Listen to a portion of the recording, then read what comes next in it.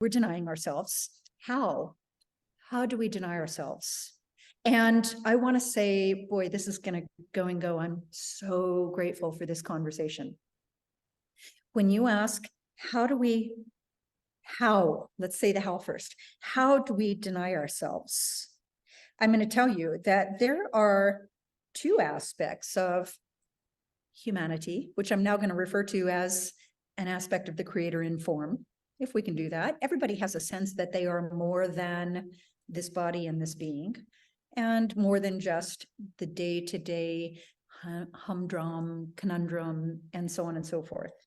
But there are a couple of things unique about humans, and that is that, number one, we have a central nervous system that is literally in response to our thoughts.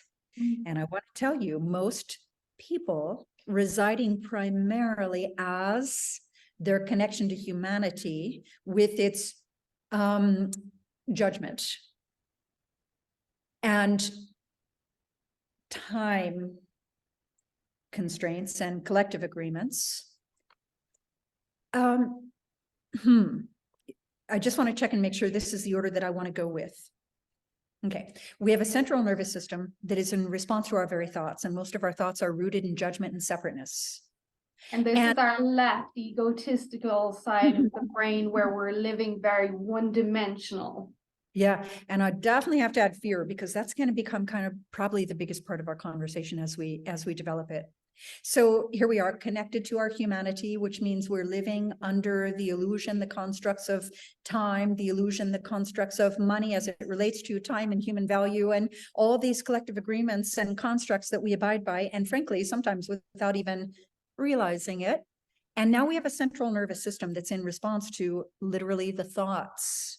So, and that's another part of the illusion, is we think we are the thoughts. And by the way, not only are we not the thoughts, we're the observer of the thoughts, but the thoughts aren't even true. So we have this central nervous system that's in response to thoughts that are fear-based and not even true. And so we can literally just think of something that happened a long time ago, and especially in the case of a traumatic event, and have basically a panic attack in response to something that happened a long time ago that isn't happening now.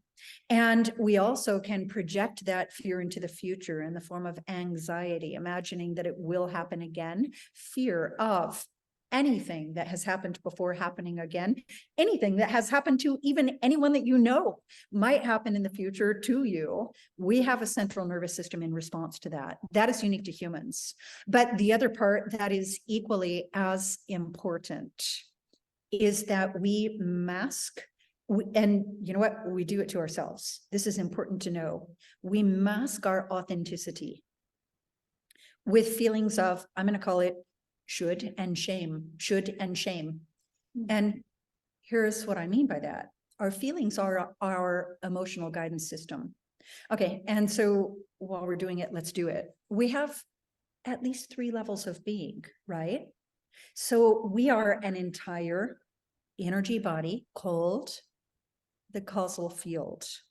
The causal field is actually your thoughts and beliefs about your self-identification, who you think you are, what it is that you've chosen to learn through in this incarnation, overlaid with limiting beliefs, agreements made in fear. All of that is one body in the causal field. That's our self-perception that we project to actually create the world that we see. That's why self-perception, and by the way, remembering and spirituality, that's going to be one of the first reasons it's so important. We have another entire energetic sheath of our being called the astral field. The astral field is our feelings and emotions, by the way, which are always in response to our thoughts and beliefs. And so we start to feel bad in response to our thoughts. We'll get probably more into that in the conversation. And then we have the body, that's the reconciliation of the thoughts and beliefs and the feelings and emotions in response to the thoughts and beliefs. And we carry all of that with us as we navigate what we think is reality.